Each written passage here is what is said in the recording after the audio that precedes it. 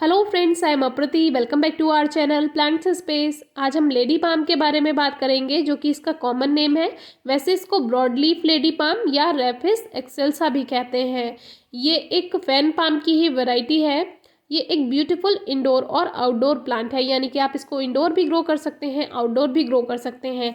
ये एक poly bag में, एक प्लास्टिक बैग में लगा हुआ है और ज़्यादा मिट्टी में है, तो इसमें बहुत सारे बेबी प्लांट्स भी हैं। तो काफ़ी हेल्दी प्लांट था, घर के बाहर ही हमें मिल गया था, तो इसको रिपोर्ट करना था, तो साइड से पॉली बैग को कट किया है। तो ये हमें अब बहुत से क्वेश्चंस आते हैं प्राइस को लेकर, तो ये आपको अपने यहाँ के अनुसार ही मिलता है। जैसे हमारे यहाँ पर ये 200 में हमें मिल गया है घर के बाहर ही, और बहुत सारे बेबी प्लांट्स इसमें थे, तो 200 में इसमें कोई भी लेने में बुराई नहीं थी। आपके यहाँ पर ये 200 में या 150 में या 250 में या 300 तक मिल जाता है। ये प्लांट की कंडीशन पर डिपेंड करता है कि प्लांट कितना हेल्दी है और कितने ज़्यादा उसमें बेबी प्लांट हैं। तो ये प्लास्टिक बैग में लगा हुआ है, इसको हम रिपोर्ट करने वाले हैं, तो सोचा आपसे शेयर करते हैं। दिवाली पर ये हमने लिया था। दिवाली के आसपास काफ़ी प्लांट शॉपिंग होती हैं, सब अपने घर को डेकोरेट करते हैं, न्यू प्लांट्स ऐड करते हैं, तो हमने भी ये प्लांट लिया था। वैसे तो अक्सर ही प्लांट लवर्स प्लांट लेते ही रहते हैं, लेकिन दिवाली पर भी हमने ये लिया था, तो सोचा आपसे शेयर करते हैं।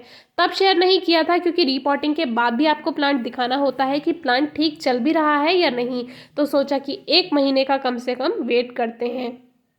तो हम लगभग 50 डेज़ के बाद आपको दिखाएंगे कि ये प्लांट चल भी रहा है या मर गया है। तो ये इसमें बेबी प्लांट्स हैं। बेबी प्लांट से ये प्रोपेगेट किया जाता है, इजीली प्रोपेगेट हो जाता है। जैसे कि आप दूसरे बेबी प्लांट्स को अगर ग्रो करते हैं किसी और पौधे के, तो कभी कभी क्या होता है, प्लांट मर भी जाता है, लेकिन ये बहुत ही ज़्यादा आसान है। तो इसको बस आपको थोड़ी सी रूट्स का ध्यान रखना होता है कि प्लांट में जो आप बेबी प्लांट ले रहे हैं उसमें थोड़ी सी रूट्स होनी चाहिए, तो ये ईजिली ग्रोथ कर लेगा। बाकी पाम को तो कोई भी पाम हो वो ईजिली प्रोपेगेट आप बेबी प्लांट से कर सकते हैं। तो जिस सॉइल में ये लगा हुआ है वो सॉइल भी काफ़ी अच्छी है, इतनी बेकार नहीं है, तो आप इसको ऐसा का ऐसा ही रख सकते हैं। अगर ज़्यादा सॉइल बेकार है तो उसको आपको थोड़ा ध्यान रखना होता है, ध्यान से हटाना होता है, यानी रूट बॉल डिस्टर्ब नहीं होना चाहिए। तो इसका एक बेबी प्लांट हमने हटा दिया है आपको ग्रो करके दिखाने के लिए। बाकी इसमें रूट्स काफ़ी ज़्यादा हैं और ये मल्टीप्लाई होता रहता है और ऐसे ही ये घना होता जाता है, इसीलिए आपको इसको बिल्कुल डिस्टर्ब नहीं करना होता। देखिए सॉइल बिल्कुल एकदम कहते हैं भुरभुरी है, यानी कि ऐसी नहीं है कि इसमें मिट्टी पानी अगर हम देंगे तो पानी रुक जाएगा, होल्ड नहीं होगा, तो ऐसी की ऐसी मिट्टी में हम इसको लगा देते हैं। सॉइल मिक्सचर वही है जो हम बताया हुआ है आपको। 40% नॉर्मल गार्डन सॉइल है, उसमें 20% सैंड मिलाइए, जिससे ड्रेनेज सिस्टम अच्छा बनेगा, वेल ड्रेन्ड सॉइल बनेगी। और 40% उसमें गोबर की खाद है या वर्मी कंपोस्ट है या कंपोस्ट है, जो भी ऑर्गेनिक फर्टिलाइजर आपके पास है आप मिला सकते हैं। इस प्लांट को इतने ज़्यादा फर्टिलाइज़र की ज़रूरत नहीं होती है।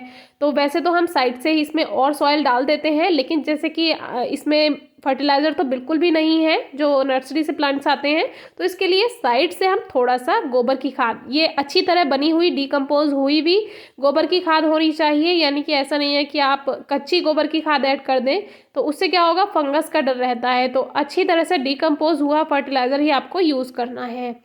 तो इस तरह से साइड से हमने थोड़ा थोड़ा सा इसमें भर दिया है, बाकी सॉइल से ही इसको कवर कर देते हैं। और आपको पानी का इसमें ज़्यादा ध्यान रखना है। गर्मियों में तो जैसे 1-2 दिन बाद ही आप इसमें वाटरिंग कर सकते हैं, बस हल्की सी नमी बनाकर रखनी होती है। लेकिन सर्दियों में आपको इसमें बहुत ध्यान रखना है पानी का, क्योंकि सर्दियों में मॉइस्चर लेट ख़त्म हो पाता है, तो आपको इसमें 5 दिन में, 6 दिन में इस तरह से वाटरिंग करनी होती है। आप अपने अकॉर्डिंग देख लीजिए, यानी कि बहुत ज़्यादा इसमें नमी ना होने पाए, नहीं तो ये प्लांट गल सकता है और फंगस अटैक भी इसमें हो सकता है। तो सॉइल को अच्छे से प्रेस कर देते हैं। जब हम रिपोर्टिंग करते हैं और जब सॉइल को डिस्टर्ब नहीं करते हैं, जो उसके मिट्टी के साथ बंधी हुई है रूट्स के साथ, तो प्लांट के मरने के चांसेस कम ही रहते हैं। और अगर आप रूट्स डिस्टर्ब कर देते हैं तो बहुत से प्लांट्स जल्दी से स्ट्रेस में आ जाते हैं और वो मर भी जाते हैं। तो देखिए हल्की हल्की इसमें वाटरिंग कर देंगे। शुरू में आप अच्छे से इसमें एक बारी में वाटरिंग कर सकते हैं। ड्रेनेज होल अच्छा रखना है। ड्रेनेज होल के ऊपर छोटा सा आप पत्थर का टुकड़ा ज़रूर रख दीजिए, जैसे कि हम आपको हर वीडियो में बताते हैं रिपोर्टिंग के दौरान। तो इस तरह से रिपोर्टिंग तो हो चुकी है। दिवाली पर ये प्लांट लिया था और इसमें बेबी प्लांट्स भी थे। एक प्लांट बेबी प्लांट हमने अलग कर लिया है, उसको ग्रो करके हम दिखाएंगे कि वो ग्रोथ कर भी लेता है या नहीं।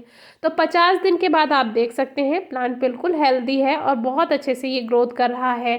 थोड़ा स्लो ग्रोथ करता है लेडी पाम, लेकिन उसमें परेशानी की कोई बात नहीं होती है। ये मल्टीप्लाई होता रहेगा और एक घना बन जाएगा। तो वो जब बुशी बन जाएगा तो वो बहुत प्यारा लगता है। अभी ये नया नया प्लांट है, केवल 50 दिन ही हुए हैं और सर्दियाँ भी आ चुकी हैं, तो थोड़ा सा प्लांट को टाइम लगेगा।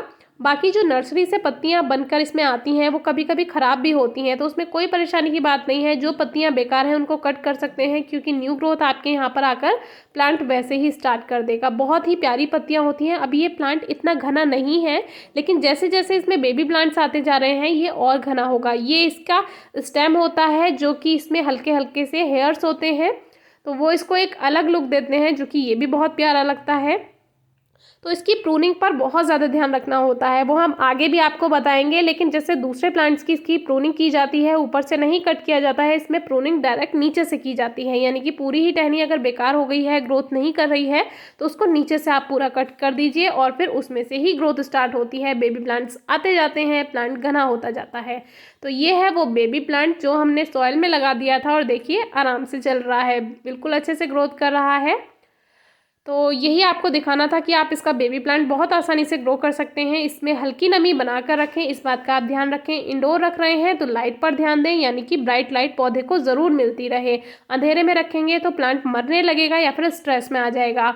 और बाहर रखते हैं, आउटडोर रखते हैं, तो उसको आप डायरेक्ट सनलाइट में भी रख सकते हैं। लेकिन मई जून है, डायरेक्ट हीट अगर पड़ती है तो उससे पत्तियों पर स्पॉट्स आ जाते हैं, तो इसके लिए आप डायरेक्ट हीट से उसको बचाइए ज़्यादा गर्मियों में। बाकी आप उसको अपने अकॉर्डिंग रख सकते हैं। कोई क्वेरी है, क्वेश्चन है, कमेंट बॉक्स में पूछिए, हम जल्दी से जल्दी आंसर करने की पूरी कोशिश करेंगे। और वीडियो कैसी लगी ज़रूर बताइए। फर्टिलाइज़र का इसमें बहुत ज़्यादा फर्टिलाइज़र की ज़रूरत नहीं होती है, तो इस बात से आप बिल्कुल निश्चिंत रहिए। ये प्लांट आपको ज़रूर ग्रो करना चाहिए, क्योंकि बहुत से लोग ऐसे पौधों की तलाश में रहते हैं जो बहुत कम केयर मांगते हैं। तो लो मेंटेनेंस प्लांट है, आप ज़रूर ग्रो कीजिए। तो एक ही वीडियो में आपको लेडी पाम की रिपोर्टिंग, इसकी प्रोपगेशन, इसकी केयर के बारे में जानकारी मिल गई है। आशा करते हैं आपको वीडियो अच्छी लगेगी।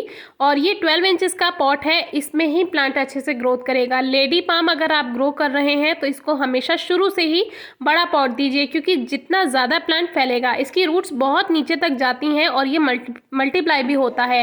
तो इसको शुरू से ही आप बड़ा पॉट देंगे तो इसमें ज़्यादा बेबी प्लांट्स आएंगे और ज़्यादा प्लांट बुशी होने के चांसेस होते हैं। एक बात का और ध्यान रखिए, सर्दियों में जो है इसको आपको बारिश से बचाना होगा, क्योंकि सर्दियों में पानी बहुत मुश्किल से इसका जो मॉइस्चर होता है ख़त्म हो पाता है। तो विंटर में जो आजकल बारिश पड़ रही है तो उनसे आपको इसको बचा कर रखना है। अगर आपने बाहर रखा हुआ है, इंडोर है फिर तो कोई प्रॉब्लम नहीं है, लेकिन जैसे सर्दियों में जब बारिश पड़ती है तो पानी ज़्यादा भर सकता है इसमें, तो ऐसी जगह पर रखिए जहाँ पर हल्का सा शेड हो। और अगर इसमें कभी ओवर वाटरिंग हो भी जाती है तो टाइम टू टाइम, यानी कि हफ्ते में 1-2 बार इसमें गुड़ाई करते रहिए। Thank you.